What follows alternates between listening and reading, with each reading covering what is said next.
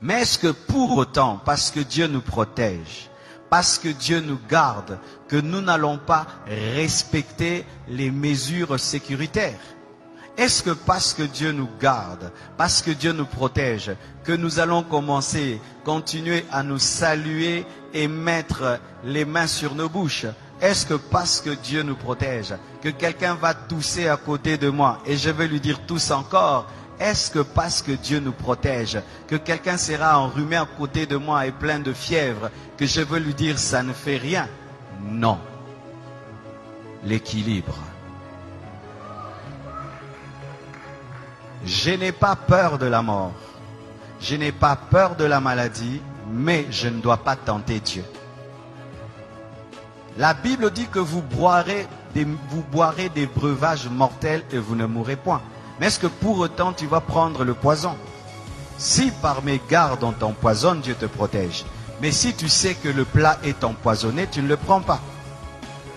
C'est pourquoi nous devons, malgré que nous sommes des chrétiens, respecter les mesures sécuritaires.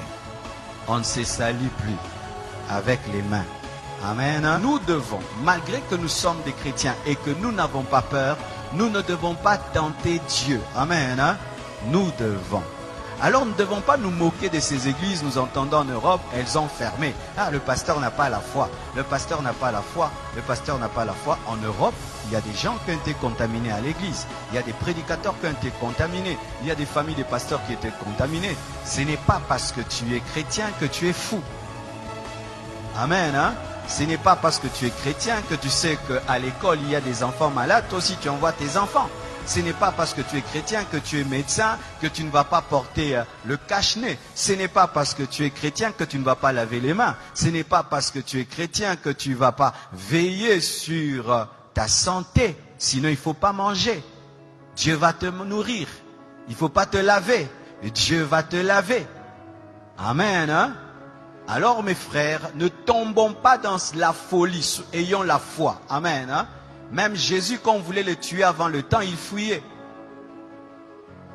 Jésus fuyait la mort quand ce n'était pas le temps de mourir. Il n'a pas dit, je suis le crucifié, tuez-moi. Non, quand il était bébé, il a fui la mort. On l'a amené en Égypte. Chaque fois qu'on voulait le tuer avant le temps de Dieu, Jésus évitait, il fuyait. Mais quand le temps est venu, il a accepté la mort.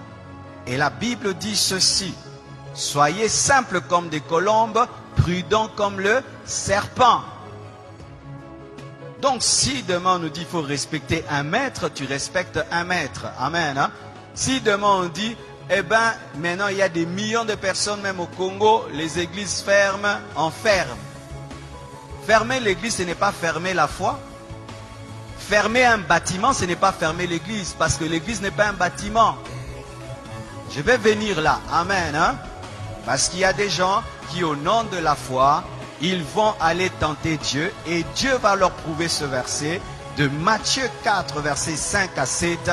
La Bible dit dans Matthieu 4, versets 5 à 7, le diable transporta Jésus dans la ville sainte, le plaça sur le haut du temple et lui dit, si tu es le Fils de Dieu, jette-toi en bas, mets-toi en danger. Si tu es le Fils de Dieu, jette-toi en bas.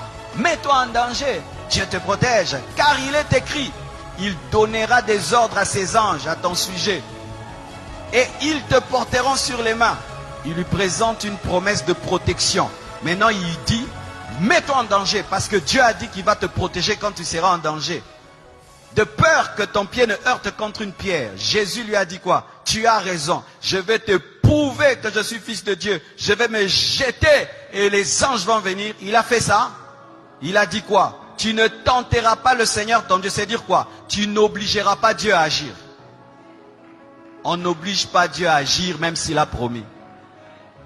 Dieu, tu as dit que 1000 tombent à ma droite, 1000 à ma gauche. Tu vois 50 personnes en train de tousser là-bas, à d'éternuer. Tu viens là-bas, robo-bo-bo-bo. Vous avez Covid-40. Amen.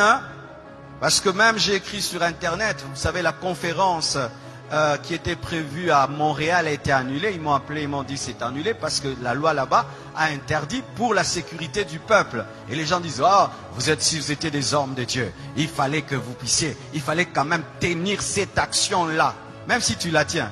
Mais les gens ne vont pas venir. Et même s'ils viennent, ici ils viennent, et alors tu vas mettre en danger la vie des gens pour prouver que toi tu as la foi. Prends tes propres enfants, fais-leur ça. Moi je ne suis pas un fou, je suis un homme de foi. Il y a une différence entre folie et foi. Amen. Hein? Alors mes frères et sœurs, Jésus ne s'est pas jeté parce que Dieu a dit qu'il allait le protéger.